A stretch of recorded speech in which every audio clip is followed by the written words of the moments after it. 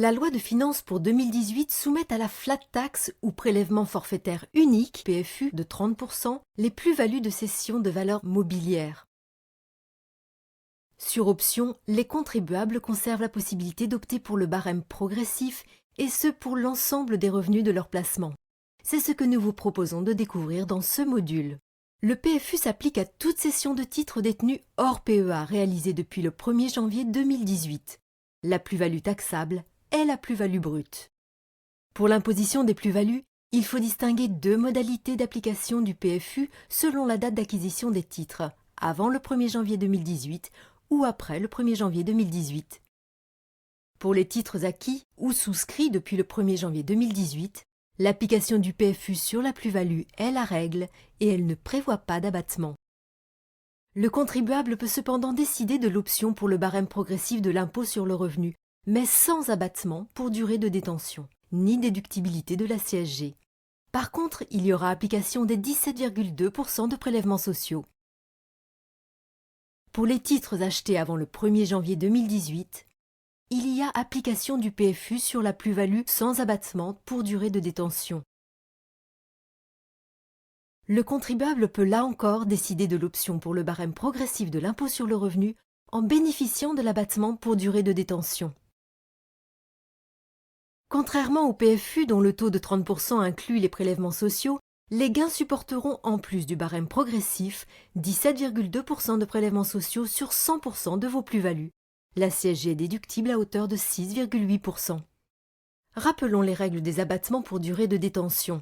Les actions détenues entre plus de 2 et moins de 8 ans bénéficient de l'abattement de 50%. Celles détenues à partir de plus de 8 ans bénéficient de l'abattement de 65%. L'option au barème progressif est irrévocable. Elle est faite au moment de la déclaration de revenus. L'option au barème progressif vous engage puisqu'elle est globale pour l'année en question et concerne donc aussi les dividendes, intérêts et plus-values mobilières. Contrairement aux dividendes, l'imposition n'intervient pas au moment de la perception du gain, mais l'année suivante, soit en 2019 pour les plus-values réalisées en 2018. L'imposition porte sur les plus-values nettes diminuées des moins-values.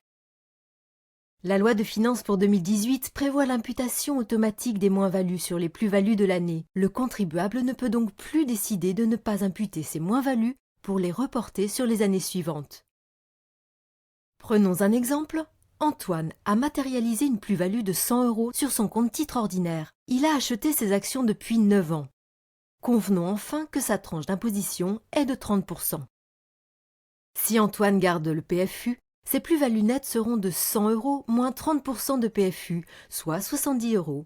S'il choisit l'option au barème progressif, sur les 100 € de plus-value, il déduira les prélèvements sociaux de 17,2%. L'abattement pour durée de détention sera de 65% car Antoine détient ses titres depuis 9 ans, soit 35 € fiscalisés au taux de 30% qui correspond à la tranche d'imposition d'Antoine, soit 10,50 €. Au final, ses plus-values nettes seront de 72,30 €, soit un montant légèrement supérieur à celui du PFU. Pour une somme de 100 €, on constate une différence, donc pour des montants de plus-value plus importants, la différence sera plus importante. Chacun devra, en fonction de ses projets et de sa fiscalité, faire des simulations pour choisir entre le PFU et l'option à l'IR, la solution qui lui convient le mieux. Rappelons que ce choix se fait lors de la déclaration d'impôt, que l'option est globale, qu'elle s'applique tant aux plus-values qu'aux dividendes et qu'elle est irrévocable pour l'année. L'option pour le barème progressif peut se révéler intéressante pour le contribuable qui se sépare de titres qu'il détient depuis de longues années, comme le montre le tableau ci-dessous.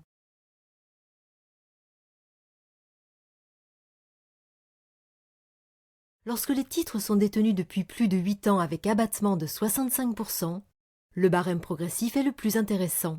Pour les titres bénéficiant de l'abattement de 50%, il conviendra de comparer avec le PFU en fonction de sa tranche d'imposition.